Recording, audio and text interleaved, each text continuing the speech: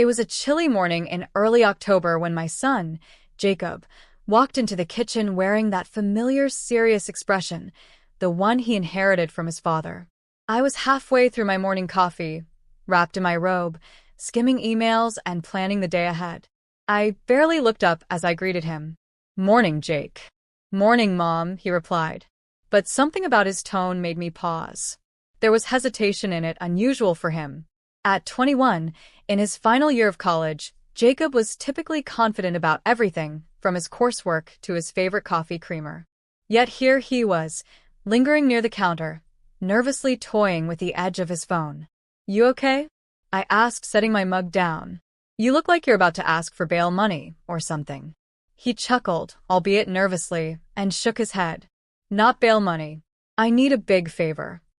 I raised an eyebrow. "Okay, shoot." Jacob sat down across from me, resting his elbows on the table, his eyes scanning mine. "So, you know how I'm working on my senior capstone project for architecture, right?" "Yes," I said slowly. "You've been talking about it nonstop." "What about it?" "I need help." "Like, your help." That surprised me. Jacob had never asked for academic help before. He was sharp, driven, and self-reliant. I leaned in, curious. "Okay, what kind of help?" "I need someone to model for me. And not just any modeling. The project is about home and human connection. I'm designing a conceptual home and presenting it with visual storytelling, photography, sketches, emotion. I need a central figure, and I want it to be you." I blinked. "Me?" He nodded. Yeah. "It's supposed to represent strength, elegance, and love within the home. And who fits that better than you?" I was stunned, flattered, confused. I'd never done anything close to modeling, especially something that would be part of a college exhibition. "Jake, I'm not exactly what people picture when they think of a model. I'm 43. I have laugh lines. My idea of elegance is getting through the day without spilling coffee on myself." "That's the point," he said earnestly. "It's real. It's authentic. And you've been the heart of this family since Dad passed. This house feels like home because of you. I want to capture that." His words struck me harder than I expected. A tightness formed in my chest. I reached out and took his hand. "Well," I said with a smirk, "if I'm going to do this, I'm doing it at the highest level. No half measures." Jacob grinned. "I was hoping you'd say that." That afternoon, he showed me his concept sketches. The home he designed was stunning, sleek and modern, yet full of warmth and light. Open spaces, soft curves, wooden textures, and a cozy reading nook by the window. It felt like a love letter to comfort and resilience.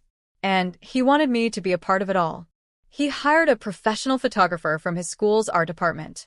We scheduled photo shoots over the next 2 weeks. I spent time preparing, shopping for outfits, practicing poses in front of the mirror, even watching tutorials on how to model with emotion. I was nervous, yes, but something inside me stirred. It wasn't vanity.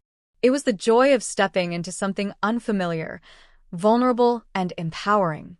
The first shoot took place in our living room. I wore a soft cream sweater, a pair of jeans, and just a hint of lip gloss. No makeup otherwise. The photographer, Mia, encouraged me to relax and simply breathe. "Just be," she said. Jacob directed the vibe. "Lean back on the couch. Look toward the window like you're remembering something." Good. "Now smile softly. Think of something that makes you proud." I thought of Jacob as a baby, how he used to cling to my shirt while he slept.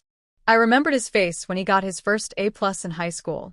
The memories washed over me, and apparently the camera loved it. By the third shoot, we moved to the garden. I sat among sunflowers and lavender, the autumn light catching the silver strands in my hair. Jacob wanted to capture the contrast, nature meeting nurture. And for the first time in years, I felt truly beautiful. One day, I overheard Jacob talking to Mia while reviewing the photos. "She makes this house feel alive," he said softly. I don't think I understood that until now. My heart swelled. Maybe this wasn't just a school project. Maybe it was something deeper, an artistic reconnection between us. As parents, We often fade quietly into the background of our children's lives. But here I was front and center, and he wanted me there. One evening, the shoot took a more intimate turn. Jacob wanted candid shots of me doing ordinary things, folding laundry, pouring tea, reading in bed. These moments, he explained, are the soul of the home. It made me smile. He was beginning to see what truly mattered. We laughed a lot. I messed up poses. He teased me for being stiff. I teased him for acting like a bossy director. But every moment drew us closer. And through it all, I held myself to the highest standard, not because I needed to be perfect, but because Jacob believed I could be. That trust lit a fire in me I didn't know still burned. As the deadline approached, Jacob began assembling everything: photos, sketches, and a short video montage. I recorded a voiceover, sharing what home meant to me. His professor approved the display for the College Design Center's main gallery. Opening night arrived. I wore a deep emerald dress Jacob had insisted I buy. It brings out your eyes, he told me. The gallery buzzed with people, students, professors, friends. The walls displayed images of me in different settings, paired with words like grace, endurance, stillness, and home. At the center hung a plaque, the architecture of her, a tribute to my mother. Tears filled my eyes. The feedback was overwhelming. Professors were moved. Strangers offered kind words. But nothing meant more than when Jacob hugged me tight and whispered, "You made this real, Mom. You did it all at the highest level." In the following weeks, his project gained traction online. A design blog even featured it, calling it a breathtaking tribute to motherhood and space. But more than the attention, something had shifted between us. We talked more, shared more. He sought my opinion more often, and I gave it with pride. I started volunteering at a local community center, teaching young women about confidence and self-expression. I even did a few lifestyle photo shoots for a friend's startup. Me, a middle-aged mom, rediscovering a part of myself I hadn't realized was missing. One night, I sat by the window with a cup of tea, watching the neighboring homes glow in the dark. Jacob came in, wrapped in his hoodie, and quietly sat beside me. "Thank you," he said, "for saying yes." "Thank you," I replied, "for seeing me." He rested his head on my shoulder, just like he did when he was little.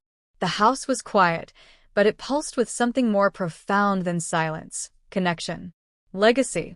That morning in the kitchen, when he asked for help, I never imagined it would become something so transformative. I thought I was just being a good mom, helping with a school project. But what I discovered was far more powerful. When your child believes in you, when you believe in yourself, and when love is the foundation, you can do anything. Even the things you never thought you could. And if you're going to do it at the highest level.